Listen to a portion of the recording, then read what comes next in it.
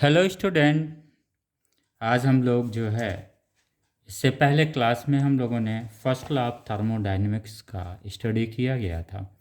और first law of thermodynamics ने जो बताया था उसमें मेन था उनका कि जो भी हीट सप्लाई होती है क्यू, ये टू पार्ट्स में यूज़ होता है। Heat supply Q converted into two part. One is to change the internal energy, second is the work done. It means the first law of thermodynamics, इसका use क्या है बेटा, उसकी worth क्या है। फर्स्ट लॉ ऑफ थर्मोडाइनमिक्स का जो worth है, यूज है, वो बेसिकली वो क्या बताता है, इट्स बताता है law of conservation of energy को इंडिकेट करते हैं। First law of thermodynamic describe the law of conservation of energy. Heat energy Q supplied convert into the two part. This Q energy used to change the internal energy and into the work done. It means this heat energy is equal to the change in internal energy and work done. तो law of conservation of energy को बताता है। लेकिन वो जो law है, ये first law of thermodynamics जो है बेटा, वो all three phases of matter पे के लिए अप्लीकेबल है। First law of thermodynamics is applicable for all three phase of matter, means for solid, liquid and gases. All three phases के लिए हम फर्स्ट लॉ ऑफ थर्मोडाइनमिक्स को हम consider करते हैं। Since the first law of thermodynamics is nothing but it is a law of conservation of energy. Okay, in fact ये जो हमारे पास इंटरनल एनर्जी का दूसरा इसका वर्थ क्या है, यूज़ क्या है, फर्स्ट लॉ ने क्या इंट्रोड्यूस और किया। ये जो बेटा हम लोग चेंज इन इंटरनल एनर्जी पढ़ते हैं, वो इंटरनल एनर्जी का जो कॉन्सेप्ट आया, this internal energy, suppose if it is A and at here is A B, this one is the U A and this one is the U B. तो at that point किसी state पे internal energy क्या होती है, constant होती है। अगर U A पे इंटरनल एनर्जी ए पॉइंट्स पे इसकी क्या है स्टेट, इस स्टेट पे यू ए है और बी पे क्या है यू बी, तो चेंज इन इंटरनल एनर्जी क्या हो जाएगा, ए टू बी आने में D U B minus U A. ये जो इंटरनल एनर्जी का कॉन्सेप्ट है, ये फर्स्ट लॉ ऑफ थर्मोडाइनमिक्स ने ही इंट्रोड्यूस किया है। इससे पहले इंटरनल एनर्जी का कॉन्सेप्ट नहीं था। तो दूसरा यूजफुल पॉइंट मिला फर्स्ट लॉ ऑफ थर्मोडाइनमिक्स का कि the concept of internal energy has been introduce by the first law of thermodynamics. Okay, clear हो गया। According to this law internal energy of a system can be increase. Internal energy कैसे बढ़ सकती है, heat supply देने से बढ़ सकती है। लेकिन अगर एडियाबेटिक प्रोसेस है तो इन एडियाबेटिक प्रोसेस क्या होता है बेटा, Q इक्वल टू ज़ीरो। अब यहाँ पे आता है कि इंटरनल एनर्जी ये कैसे चेंज होगी जब हीट सप्लाई ही हीट का एक्सचेंज ही ज़ीरो है। एडियाबेटिक प्रोसेस में Q क्या होता है, zero. Then D equal to क्या हो जाएगा, माइनस W।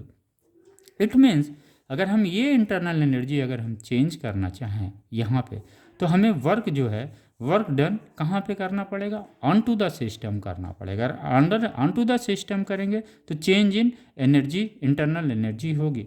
अगर work done by the system होगा तब पर भी चेंज इन इंटरनल एनर्जी होगी।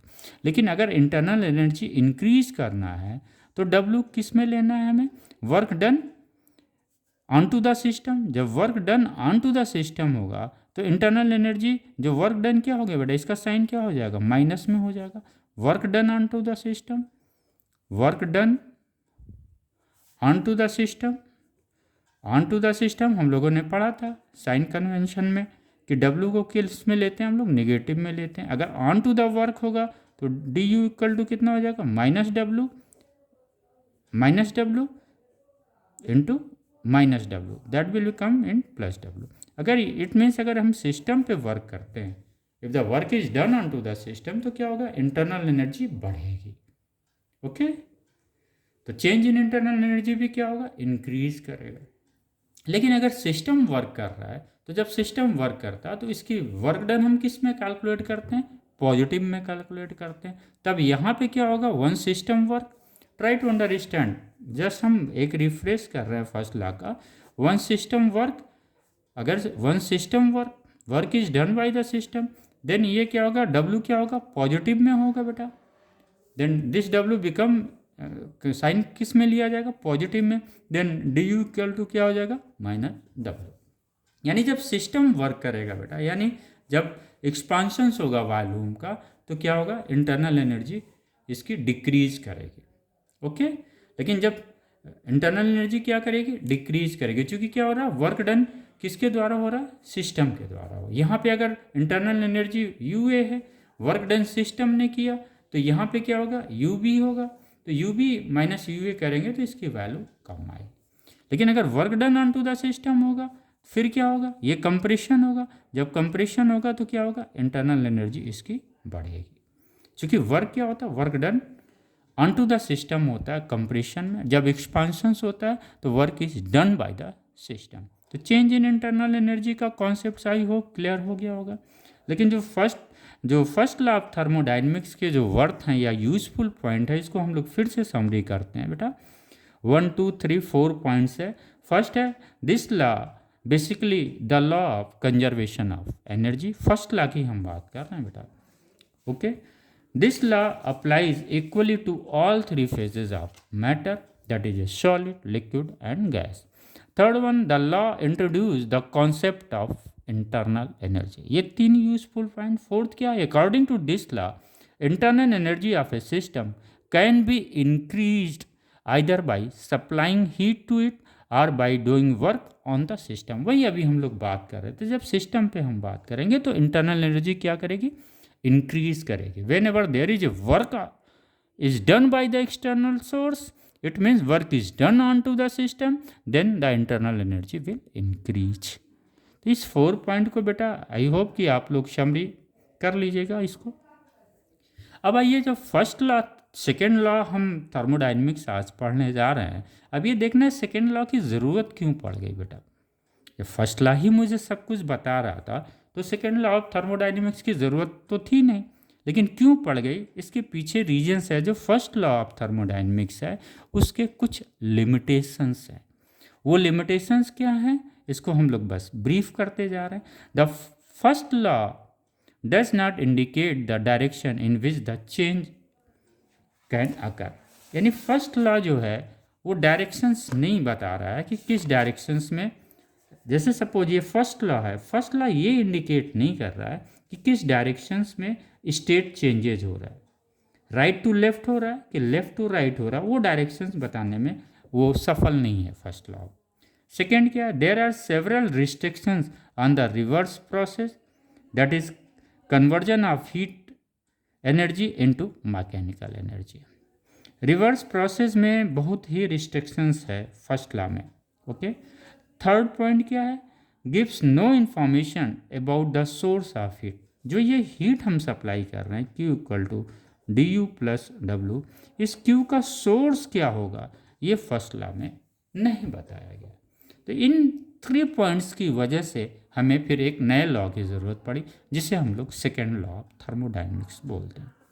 आइए, इसको सेकेंड लॉ ऑफ थर्मोडाइनमिक्स को समझने के लिए हमको पता है कि जो वाटर का फ्लो होता है, नेचुरल फ्लो की हम बात कर रहे हैं बेटा, जहाँ पे कोई एक्सटर्नल वर्क नहीं हो रहा है, तो वाटर कहाँ पे फ्लो करता है बेटा, हाई एल्टीट्यूड से लो एल्टीट्यूड की तरफ फ्लो रहा है। हाई एल्टीट्यूड से वाटर किधर फॉल करता है, मूव करता है, हाई एल्टीट्यूड टू से लो एल्टीट्यूड की तरफ। ये वाटर का नेचुरल फॉल है बेटा, ऊपर से जहाँ पे वो ऊंचाई पे रहता है, ऊंचाई से नीचे की तरफ ही ना वाटर बेटा फ्लो करता है, नेचुरल फ्लो होता है। अगर कोई बाहर से आप मैकेनिकल वर्क कर रहे हैं तो वो अलग है, फिर तो लो एल्टीट्यूड से आप हाई एल्टीट्यूड की तरफ वाटर को आप फ्लो करा सकते हैं। जैसे फाउंटेन हो गया, गार्डन में जो फाउंटेन लगता है बेटा, उसकी फाउंटेन क्या है, फाउंटेन में एक एक्सटर्नल वर्क आप करते हैं बाई अप्लाइंग द इलेक्ट्रिक या मोटर कुछ भी चला के वो पानी का प्रेशर से इंक्रीज किया जाता है, यानी यहाँ पे मैकेनिकल वर्क होता है, तब वो जो है लो एल्टीट्यूड से हाई एल्टीट्यूड की तरफ जाता है। तो हम वाटर को जब भी सेकेंड लॉ ऑफ थर्मोडाइनमिक्स की हम स्टडी करें बच्चों, तो हमें ये लेके चलना है कि हम वाटर को एक कॉन्सेप्ट बना लें कि वाटर का नेचुरल फ्लो कहाँ है, हाई एल्टीट्यूड से लो एल्टीट्यूड। लेकिन दिमाग में आता है फाउंटेन से फिर कैसे लो एल्टीट्यूड से हाई एल्टीट्यूड पे पानी जाता है। तो यहाँ पे बेटा हम एक्स्ट्रा वर्क करते हैं जिसकी वजह से हम एक्स्ट्रा प्रेशर क्रिएट करते हैं, फिर जाके वो वाटर जो है लो एल्टीट्यूड से हाई एल्टीट्यूड की तरफ जाता है। क्लियर? सेम बेटा सेकेंड लॉ है। सेकेंड लॉ क्या बोलता है, यहाँ पे तो वाटर फ्लो की बात हो गई। वाटर फ्लो कहाँ से फ्लो करता है, हाई एल्टीट्यूड से लो एल्टीट्यूड तक। स्प्रे हो गया बेटा, फाउंटेन हो गया, ये सब क्या है, ये सब इस पर एक्स्ट्रा वर्क होता है, प्रेशर्स क्रिएट किया जाता है, तब लो एल्टीट्यूड से वाटर हाई एल्टीट्यूड की तरफ मूव करता है। ओके, तो बिना किसी, अगर नेचुरल फ्लो हम देखें तो हाई एल्टीट्यूड से लो altitude. Second law of thermodynamics यही कॉन्सेप्ट है बेटा। ये क्या बोलते हैं, ये सेकेंड लॉ ऑफ थर्मोडाइनमिक्स ये बोलते हैं, यहाँ एल्टीट्यूड की जगह इन्होंने टेम्परेचर्स को पैरामीटर मारा।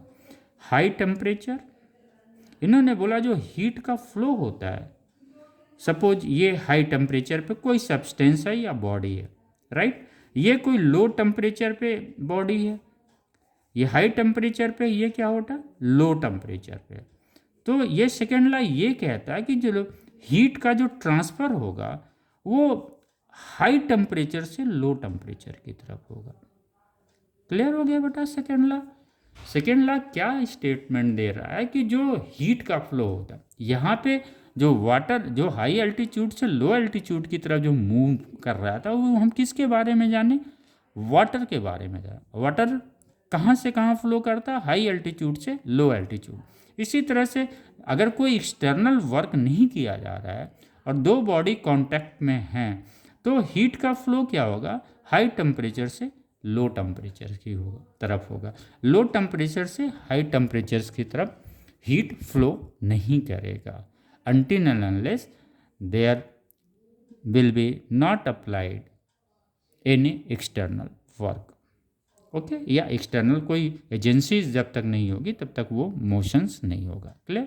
Same similarly in the case of fountain, हमें कुछ एक्स्ट्रा वर्क करते हैं तब जाके वो लो एल्टीट्यूड से हाई एल्टीट्यूड, सेम चीज़ यहाँ पे भी। तो वाटर का कॉन्सेप्ट से हमको लग रहा है बेटा सेकेंड लॉ ऑफ थर्मोडाइनमिक्स का कॉन्सेप्ट क्लियर हो गया। सेकेंड लॉ ऑफ थर्मोडाइनमिक्स फिर से मैं रिपीट कर रहा हूँ, हीट का फ्लो बताता है, और ये क्या बताता है कि हीट जो फ्लो करती है वो हाई टेम्परेचर से लो टेम्परेचर की तरफ करती है, लो से हाई की तरफ हीट का फ्लो नहीं होता है।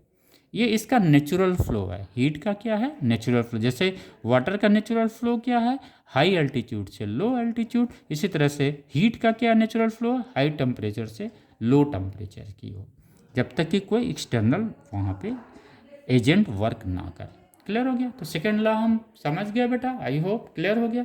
सेकेंड लॉ की ज़रूरत क्यों पड़ी ये भी क्लियर हो गया। ठीक, यहाँ से हमें हीट फ्लो का डायरेक्शंस मिल जाता है बेटा। तो हम सेकेंड लॉ ऑफ थर्मोडाइनमिक्स को हम लोग नोट कर लें, कर लीजिए नोट आप। क्या कह रहा है, according to the second law of thermodynamics, heat flows from a substance at high temperature to another substance at lower temperature. Clear हो गया? Heat does not flow spontaneously in the reverse direction. Okay, यानी low temperature से high temperature की तरफ heat का flow नहीं होगा, until and unless कोई एक्सटर्नल एजेंसीज काम ना करे। ओके बेटा, अगर एक्सटर्नल एजेंट्स कोई वर्क करेगा तो लो टेम्परेचर से हाई टेम्परेचर की तरफ हीट फ्लो करेगा। जैसे सेम वे वाटर कहाँ से फॉल होता है, हाई एल्टीट्यूड से लो एल्टीट्यूड की तरफ। तो I think second law very simple है, क्लियर हो गया। अगेन रिपीट कर दूं बेटा, according to the second law of thermodynamics, heat flows from a substance at higher temperature to another substance at lower temperature. Clear? इसको अगर हम entropy, बहुत ही जटिल कॉम्प्लिकेटेड शब्द है बेटा एंट्रोपी, लेकिन चूंकि आया हुआ तो थोड़ी बहुत इसके बारे में जान लें, ताकि कम्पिटिटिव एग्जाम में अगर वो शब्द आता तो हमें कन्फ्यूज़न नहीं होना चाहिए। और बहुत अधिक एंट्रोपी पे सवाल नहीं बनते हैं, टोटल थ्योरेटिकल ही है बेटा यहाँ पे आप लोगों के लिए, तो समझ लीजिए। सेकेंड लॉ ऑफ थर्मोडायनेमिक्स को इस तरह से भी डिफाइन करते हैं, but this definition is sufficient for all of you. Okay, the total entropy और सेकेंड लॉ ऑफ थर्मोडायनेमिक्स को अगर हम दूसरी शब्द में डिफाइन करना चाहें तो हम ये कह सकते हैं, the total entropy of a system either increases और remains constant in any spontaneous process. Entropy बेटा क्या है, ये जो है हम कह सकते हैं वो डिसऑर्डर्स को या रेंडमनेस को रिप्रेजेंट्स करता है, लेकिन इतना जानने से हम एंट्रोपी को कंप्लीट नहीं कर सकते। ये पूरा अपने आप में एक फुल कॉन्सेप्चुअल टॉपिक है बेटा, और उस कॉन्सेप्चुअल टॉपिक को हम बस इसलिए चूँकि बहुत अधिक हमारे सिलेबस में इसकी चर्चा नहीं की गई है, तो हम बस उतने ही जानते हैं जिससे हम अपने कॉम्पिटिटिव एग्ज़ाम को एंट्रोपी का आया है तो हम ऑप्शनल सवाल आते हैं तो उसमें लगा लेते हैं। और एंट्रोपी पे आपको बेटा मैक्सिमम ऑप्शनल क्वेश्चन ही मिलेंगे। ओके, तो सेकेंड लॉ को इस तरह से भी डिफाइन कर सकते हैं, द टोटल एंट्रोपी मतलब ये बेटा डिग्री ऑफ रेंडमनेस की स्टडी होती है या डिग्री ऑफ डिसऑर्डर्स की होती है। यानी अगर ये यहाँ पे है, यहाँ पे 2 है, यहाँ पे मैंने और 4 6 रख दिया तो क्या हुआ, वो वहाँ पे नंबर्स ऑफ जो पार्टिकल्स हैं वो इंक्रीज किए। जब नंबर्स ऑफ पार्टिकल्स यहाँ पे सपोज बेटा एक रूम में 3 लोग रह रहे हैं, राइट, किसी कारण से उसी रूम में 10 लोग रहने लगे, तो फिर क्या होगा, जो 3 का जो एंट्रोपी था वो कम था। जब 10 लोग रहेंगे तो और शरारत होगी, तो जब और शरारत होगी तो चीज़ें और डिसऑर्डर्स में हो जाएंगी। हर चीज़ जो चीज़ रूम में रखा होगा ये सब क्या होगा, डिसऑर्डर हो, चूँकि 10 लोग इसको यूज़ कर रहे हैं। तो सेम चीज़ बेटा, जैसे सपोज हमारे यहाँ घर में टूथपेस्ट रखा हुआ, हम लोग घर के 2 सदस्य हैं। ओके, 2 सदस्य हैं, टूथपेस्ट लिया हमने, उठा के उसको वहीं पे रख दिया। लेकिन अभी 10 मेंबर्स अगर हो जाते हैं तो ये क्या करेंगे, कोई कहीं उठा के रखेगा, कहीं कहीं उठा के रखेगा। यानी ये जो 10 हैं वो क्या कर रहे हैं, वो डिसऑर्डर्स क्रिएट कर रहे हैं, मैक्सिमम डिसऑर्डर क्रिएट कर रहे हैं because of the numbers of the persons. Clear हुआ? तो डिसऑर्डर्स का सिंपल जो है कॉन्सेप्ट यही है, या इसी को हम रेंडमनेस। जैसे सपोज अगर हम सॉलिड लेते हैं, सॉलिड में क्या होता है, मॉलिक्यूल्स जो होते हैं टाइटली बाउंड होते हैं, तो सॉलिड का क्या होता है, एंट्रोपी कम होता है। लिक्विड में क्या होता है, मॉलिक्यूल्स मूव करते हैं। ओके, लेकिन गैस में क्या होता है, वो मोशंस जो होता है रेंडमली होता है, continuously all the molecules are in the random motions. तो रेंडमनेस कहाँ पे अधिक है, गैस पे है। तो अगर ये सवाल आता है कि एंट्रोपी किसकी मैक्सिमम होती है, गैस की, सॉलिड की या लिक्विड की, तो हमारे पास आंसर्स आता है गैस का एंट्रोपी मैक्सिमम होता है। तो सेकेंड लॉ को एक बार इस तरह से डिफाइन कर लें, समझ लीजिए, the total entropy of a system either increases और remains constant in any spontaneous process. ये कह रहे हैं सिस्टम का जो एंट्रोपी है वो इंक्रीज करेगा या कांस्टेंट रहेगा। ओके, तो चेंज इन एंट्रोपी कभी कभी आ जाते हैं बेटा, ये भी सवाल है, ऑप्शंस क्वेश्चंस में आते हैं। जो चेंज इन एंट्रोपी होता है, एंट्रोपी क्या है बेटा, वो डिग्री ऑफ रेंडमनेस है या degree of disorders of molecules है। ओके, तो वो क्या होता है, चेंज इन एंट्रोपी जो है निगेटिव में नहीं आता बेटा, हमेशा change in entropy greater than और इक्वल टू 0 होता है। एक सवाल यहाँ से भी आ जाता है, रिवर्सिबल प्रोसेस का चेंज इन एंट्रोपी क्या होगा। तो रिवर्सिबल प्रोसेस का चेंज इन एंट्रोपी क्या होता है बेटा, 0 हो गया। यानी जो यहाँ पे है डिस्टर्बेंस, वो कोई चीज़ यहाँ पे है, वो यहाँ से वहाँ पे आ गई, किसी कारण ये इसका जो है चेंज हो गया, फॉर्म उसका चेंज हुआ, फिर वो उसी पे चली गई। तो जो यहाँ से यहाँ तक जाने में जो इसका डिसऑर्डर्स हुआ, यहाँ से आने में जो डिसऑर्डर्स होगा, ये दोनों कैंसिल आउट कर देंगे। तो रिवर्सिबल प्रोसेस का चेंज इन एंट्रोपी क्या हो जाएगा बेटा, 0 हो जाएगा। तो एंट्रोपी में बहुत अधिक सवाल आते नहीं, इसलिए हम लोग जाते ही नहीं हैं एंट्रोपी पे, मोटा मोटा बस देख लीजिए। Entropy is related to the conversion of heat used in work done. Okay बेटा, तो यानी जो हमारा जो हीट फ्लो होता है उसको जो हम लोग कैलकुलेट करते हैं बेटा, जो हम लोग स्टडी करते हैं, वो किसके द्वारा जो फ्लो हो रहा है, वो ऑर्डर मॉलिक्यूल्स के द्वारा हो रहा है, ना कि डिसऑर्डर मॉलिक्यूल। क्योंकि डिसऑर्डर्स मॉलिक्यूल्स के द्वारा जो हमें वर्क मिलेगा ना, वो यूजफुल वर्क नहीं होगा, वो हीट का लॉसेस होता है। ओके, तो for getting the useful work the molecule should be in order, not in disorder. Okay, तो एंट्रोपी के बारे में बेटा थोड़ा सा और आप लोग चाहो तो नोट कर लो।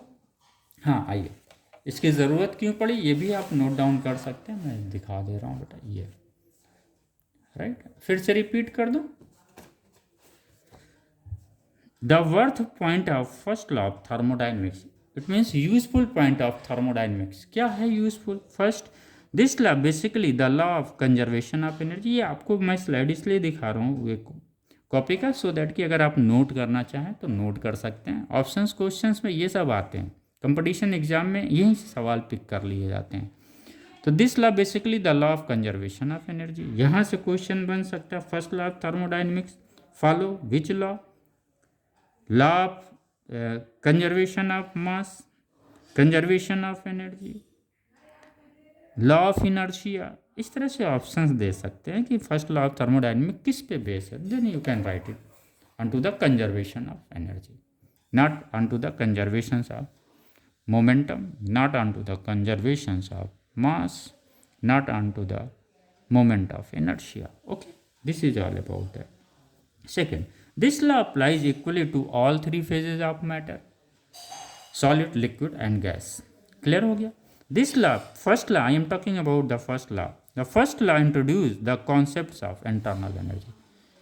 विच law use the concept of internal energy? दे देगा वो न्यूटन्स के द्वारा, आइंस्टीन्स के द्वारा, या फर्स्ट लॉ ऑफ थर्मोडाइनमिक्स के द्वारा। तो आप क्या लिखेंगे? फर्स्ट लॉ ऑफ थर्मोडाइनमिक्स ने ही इंटरनल एनर्जी का कॉन्सेप्ट दिया। According to this law internal energy of a system can be increase either by supplying heat to it और by doing work on the system. Okay, increase करने के लिए, decrease करने के लिए इंटरनल एनर्जी क्या होगा बेटा? सिस्टम को वर्क करना पड़ेगा, system has to work. Clear? Limitations of the first law of thermodynamics, यहाँ से भी सवाल बन जाते हैं कभी कभी, इसको भी आप चाहें तो नोट कर लें। मैं पढ़ दे रहा हूँ बच्चों एक बार। The first law does not indicate the direction in which the change can occur. Okay, दूसरा point, there are several restrictions on the reverse process, that is conversion of heat energy into mechanical energy. Third point, gives no information about source of heat, that is whether it is hot or cold body. Okay, clear हो गया बेटा? Third is also important, first law of thermodynamics gives no information about the source of heat, जिसकी हम लोग बात, इसी वजह से सेकेंड लॉ थर्मोडायनेमिक्स की ज़रूरत पड़ी। अब बेटा हम लोग थोड़ा सा रफली एंट्रोपी के बारे में हल्का सा बस जान लें, बहुत अधिक हमको डिटेल्स में एंट्रोपी पे नहीं जाना है बेटा, राइट? क्योंकि एंट्रोपी पे अगर हम जाएंगे तो फिर वो चीज़ें नहीं मिल पाएंगी आपको। तो जो पॉइंट्स है उसको हम लोग नोट कर लें, क्योंकि यूनिवर्स का एंट्रोपी क्या होता है? हमेशा कॉन्स्टेंट रहेगा। इन्वर्स का एंट्रोपी क्या होगा? बढ़ भी सकता है, घट भी। इन्वर्स का मतलब पूरे इन्वर्स का। अगर हम लोग बेटा यहाँ पे पढ़ें तो बस थोड़ा सा हल्का सा एंट्रोपी के बारे में, बहुत अधिक डिटेल्स में नहीं मैं जाना चाह रहा हूँ एंट्रोपी में, क्योंकि इससे आपको थोड़ा सा पर्पस नहीं सॉल्व होगा आपके exam. Since overall we have to focus to our exam pattern, so बहुत यहाँ पे हमें नहीं जाना है अभी। हमें स्टूडेंट हैं जो हमारे कंपटीशन सामने हैं, जो हमारा फर्स्ट ईयर इंटर का एग्ज़ाम है उस पर जाना है हमें। ओके, तो एंट्रोपी के बारे में बेटा थोड़ा सा बस 3 पॉइंट 4 पॉइंट में समझ लीजिए। What is entropy? It is found in a very large system of thermodynamics. ये छोटे सिस्टम में एंट्रोपी की स्टडी हम लोग नहीं करते हैं, बहुत बड़ा लार्ज सिस्टम है, पूरे यूनिवर्स को मिला के हम लोग स्टडी कर सकते हैं एंट्रोपी का। Entropy of universe is increasing, okay, hence more and more energy becomes unavailable for conservation, for conversion into work. Clear? Entropy of universe is increasing, क्योंकि एंट्रोपी इंक्रीज जो होता है, एंट्रोपी के कारण जो हमें वर्क मिलता है वो बेटा यूजफुल वर्क नहीं होता। यही यहाँ पे बता रहे हैं, entropy of universe is increasing, hence more and more energy becomes unavailable for conversion into work. Okay, अगर हीट बहुत अधिक लॉस होगा अगर डिसऑर्डर मॉलिक्यूल्स अधिक होंगे बेटा तो हीट लॉस क्या होगा, अधिक होगा। और जो यूजफुल वर्क हमें मिलता है वो ऑर्डर्स मॉलिक्यूल्स के द्वारा मिलता है, ना कि डिसऑर्डर्स मॉलिक्यूल्स के द्वारा। क्लियर हो गया? This spontaneous process is irreversible. Okay, since in reversible process change in entropy is zero, हम लोगों ने पढ़ा था, या remain constant. Because of increasing entropy of universe we can say universe is running down. Entropy, it's measure the system thermal energy. What is entropy? If somebody will ask in a very simple way, you can define in this way. Entropy is also measure the molecular disorder or randomness of the system. ये one definition हो गया। Second definition क्या हो सकता है? Entropy, it's measure the system's thermal energy per unit temperature. Okay, that is energy unavailable for doing useful work. इस energy से entropy की जो एनर्जी होती है हमें, जो Q/T है, उससे हमें कोई यूजफुल वर्क नहीं मिलता है। ओके बेटा, तो ये हमारा सेकेंड लॉ ऑफ थर्मोडाइनमिक्स था। और इसके बाद अब हम लोग स्टडी करेंगे बेटा जीरोथ लॉ, और लास्ट हम लोगों का बचेगा वो कार्नोट इंजन में का बचेगा। तो सेकेंड लॉ ऑफ थर्मोडाइनमिक्स में बेटा दो स्टेटमेंट्स हैं, वो स्टेटमेंट भी क्वेश्चंस में आते हैं, कभी कभी ऑब्जेक्टिव क्वेश्चन पूछ लिया जाता है, तो इस दो स्टेटमेंट्स को भी हम लोग समझ लें बेटा। ओके, इसको आप टू स्टेटमेंट्स जो है सेकेंड लॉ ऑफ थर्मोडाइनमिक्स पे दिए गए दो साइंटिस्टों के द्वारा कंबाइंड दिया गया। कैल्विन और प्लैंक का जो स्टेटमेंट है यार, इसको हम थ्योरम कह सकते हैं, इसको भी नोट डाउन कर लीजिए, कभी कभी शॉर्ट क्वेश्चन आता है, ऑप्शंस क्वेश्चन में ये चीज़ें आ जाती हैं। ओके, तो कैल्विन प्लैंक का स्टेटमेंट क्या है सेकेंड लॉ ऑफ थर्मोडाइनमिक्स का? There are two statement. Question आ सकता है सेकेंड लॉ ऑफ थर्मोडाइनमिक्स में कितने स्टेटमेंट हैं? There are two statement. First किसने दिया? कैल्विन प्लैंक स्टेटमेंट, या इसी को हम थ्योरम बोल सकते हैं। इन्होंने क्या बोला? It is impossible for any heat engine. अभी हम लोग आगे बात करेंगे हीट इंजन की, जब हम लोग कार्नोट इंजन पढ़ेंगे वहाँ पे हम लोग हीट इंजन की बात करेंगे। It is impossible for any heat engine to convert all the heat extracted from a hot body into work. Clear है स्टेटमेंट? इनका कहना है मतलब जो हीट एक्सट्रैक्ट किया जाता है वो 100% वर्क में नहीं लाया जा सकता है। ओके, तो it is impossible for any heat engine to convert all the heat extracted from a hot body into work. यानी अगर हम हीट कहीं से एक्सट्रैक्ट करते हैं तो इस हीट से हम 100% वर्क नहीं प्राप्त कर सकते हैं। इनका स्टेटमेंट था कैल्विन। क्लासियस स्टेटमेंट क्या था बेटा? इन्होंने भी ऑलमोस्ट ये है, थोड़ा सा इन्होंने बदल दिया। It is impossible to transfer heat from a cold body to a hot body. जैसे अभी हम लोगों ने it is impossible to move water from the low altitude to high altitude. जिस तरह से हम लोगों ने वाटर का नेचुरल फ्लो क्या होता है, हाई एल्टीट्यूड से लो एल्टीट्यूड की तरफ होता है, लो एल्टीट्यूड से हाई एल्टीट्यूड की तरफ वाटर का नेचुरल फ्लो नॉट पॉसिबल है। यही चीज़ यहाँ पे इन्होंने बोल दिया। ओके, तो Clausius statement, Kelvin Planck statement, ये दोनों statement it is pertaining with the second law of thermodynamics. तो ये चीज़ें हमारी क्लियर हो गई बेटा।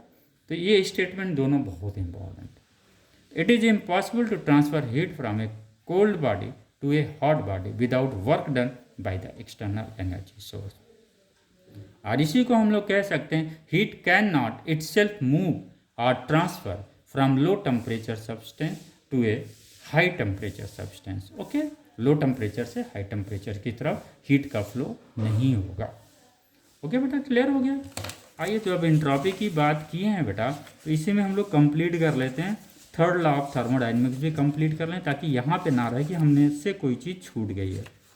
Okay, third law of thermodynamics, हाँ बेटा इसको भी थोड़ा सा हम लोग समझ लेते हैं। थर्ड लॉ ऑफ, इस पर भी सवाल आते हैं, ऑप्शन सवाल आते हैं बेटा, या स्टेटमेंट पे आते हैं, ट्रू और फॉल्स पे भी आ जाते हैं सवाल। तो इसको हम लोग समझ लेते हैं। बहुत अधिक डिटेल है भी नहीं थर्ड लॉ ऑफ थर्मोडाइनमिक्स में, बट हम लोग जब एंट्रोपी पढ़ें तो इसको यहीं पे हम फिनिश भी कर लेते हैं। तो थर्ड लॉ ऑफ थर्मोडाइनमिक्स क्या स्टेट्स करता है? That the entropy of a system the entropy of a system approaches a constant value as temperature approaches absolute zero. Okay, वो कहाँ से थर्ड लॉ ऑफ थर्मोडाइनमिक्स का रिलेशंस किससे है? Absolute temperature कितना हो, यानी केल्विन जी कितना हो, जीरो हो। ओके, तो इस पे क्या होगा कि जो सिस्टम होता है उसका एंट्रोपी कांस्टेंट की तरफ अप्रोच करता है। क्लियर हो गया third law? State that entropy of a system approaches a constant value as temperature approaches absolute zero. 0 degree Kelvin पे एंट्रोपी क्या होगा? कांस्टेंट वैल्यू को अप्रोच करेगा। तो यहाँ से सवाल आ सकता है at which temperature the entropy of the system is going to be constant. तो हमें एब्सोल्यूट जीरो पे, यानी 0 डिग्री, एब्सोल्यूट जीरो का मतलब क्या हुआ? इन केल्विन, 0 डिग्री केल्विन। यहाँ पे क्लियर होना चाहिए कॉन्सेप्ट बेटा, हम लोग कंफ्यूज होके इसको सेल्सियस मान लेते हैं, नहीं, एब्सोल्यूट का मतलब हुआ केल्विन। ओके, सिस्टम जो यहाँ पे है वो क्लोज सिस्टम होगा, थर्मोडाइनमिक्स होगा, not depend on the pressure होगा, स्टीम। क्लियर हो गया बेटा? आइए अब एडियाबेटिक प्रोसेस का अगर आपको एंट्रोपी पूछता है, इन द एडियाबेटिक प्रोसेस क्या होगा? हीट सप्लाई क्या होता है? जीरो। एक्सचेंज ऑफ हीट कितना हो जाएगा? जीरो। तो एडियाबेटिक प्रोसेस का जो एंट्रोपी क्या होगा? ये जीरो हो जाएगा। तभी हीट इंजन में हम लोग क्या करते हैं? 2 फेजेज में हम लोग एडियाबेटिक प्रोसेस करते हैं, इसलिए ताकि एंट्रोपी यहाँ पे जीरो हो। क्योंकि एंट्रोपी जितनी जीरो होगा इसका मतलब क्या होगा? There is a no heat loss. Entropy zero होने की वजह से हीट लॉस नहीं है। कब? जब एडियाबेटिक प्रोसेस करते, जब हम लोग कार्नोट इंजन पढ़ेंगे तो वहाँ पे वो चीज़ें हमको फिर से रिकॉल करनी पड़ेगी। तो आई थिंक बेटा ये कॉन्सेप्ट्स हमारे क्लियर हो गए हैं। सेकेंड लॉ ऑफ थर्मोडाइनमिक्स का हमारा कॉन्सेप्ट क्लियर हो गया, 2 स्टेटमेंट भी हमने ले लिया, साथ में ही हम लोगों ने बेटा थर्ड लॉ ऑफ थर्मोडाइनमिक्स पढ़ लिया। चूँकि एंट्रोपी का हम लोगों ने हल्का सा ब्रीफिंग किया था, लेकिन यहाँ पे जो थर्ड लॉ ऑफ थर्मोडाइनमिक्स है उसका जो मेन पॉइंट्स है दैट इज एब्सोल्यूट जीरो पे एंट्रोपी की वैल्यू कांस्टेंट होगी।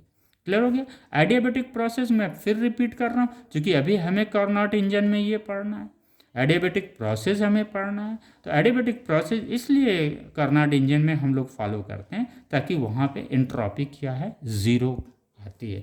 सिंस जो हीट सप्लाई होता है क्यू एक्सचेंज एडियाबेटिक प्रोसेस में क्या होता है? क्यू इक्वल टू जीरो हो जाता है। तो जब क्यू जीरो है तो एंट्रोपी भी क्या होगा? सिस्टम का जीरो हो जाएगा।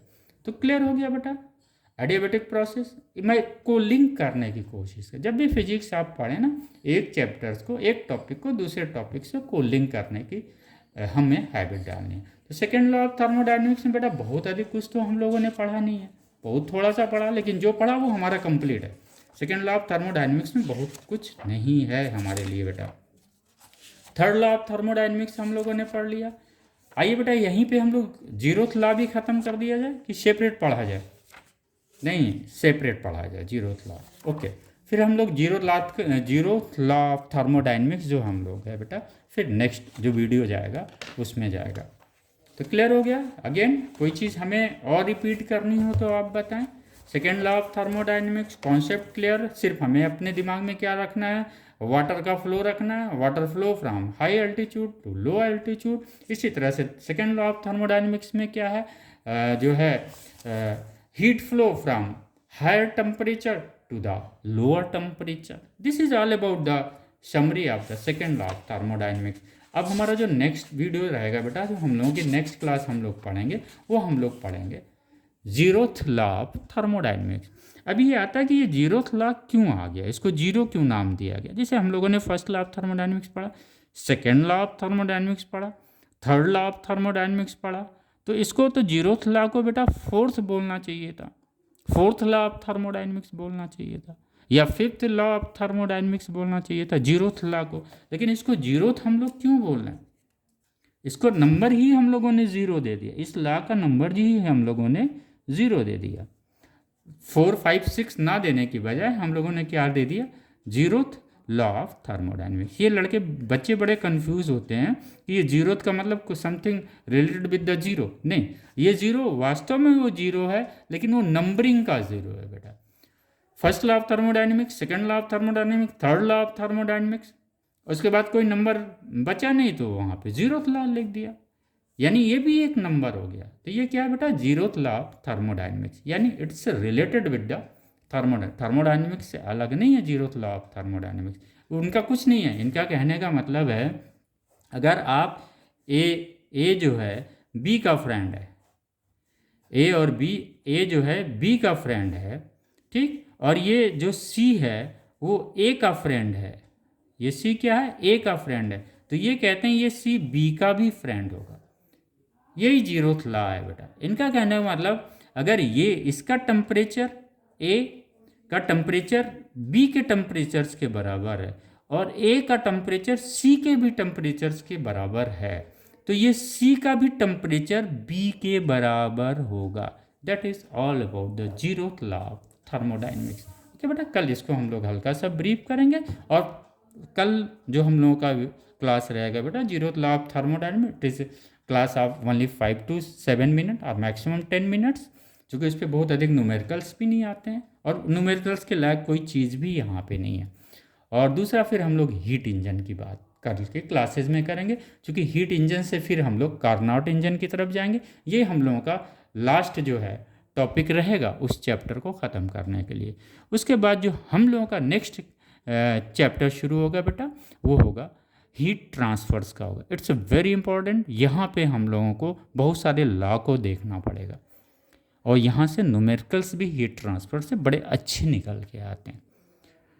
होप बच्चों आप लोग अच्छे होंगे। और अब क्लासेस आपकी लगातार जो है वो लॉन्ग वीडियोस जो है वो बनते रहेंगे। मैं शॉर्ट वीडियो भी बेटा कम से कम कोशिश कर रहा हूँ इस तरह से शॉर्ट वीडियो, ये थर्मोडाइनमिक्स या आपका काइनेटिक थ्योरी ऑफ गैसेस का जो है बेटा, ये दो जो आपके चैप्टर्स हम पढ़ा रहे हैं उसमें 1 मिनट्स के शॉर्ट वीडियो हम कोशिश कर रहे हैं 60-70 डाल दें, सो दैट कि वो 60 जो वीडियोस आपको मिलेंगे वो उसमें आपके पूरे ऑप्शनल क्वेश्चन जो भी कंपटीशंस के आएंगे, इवन जो लॉन्ग क्वेश्चंस भी आएंगे, आपके कॉन्सेप्ट्स बहुत ही क्लियर होते चले जाएंगे। तो वो 1 मिनट का वीडियो भी आप लोग ज़रूर देखें। वो सिर्फ हम कंसंट्रेट कर रहे हैं बेटा, जो टॉपिक हम पढ़ा रहे हैं उसी का 1 मिनट का वीडियो हम डालते चले जाएं।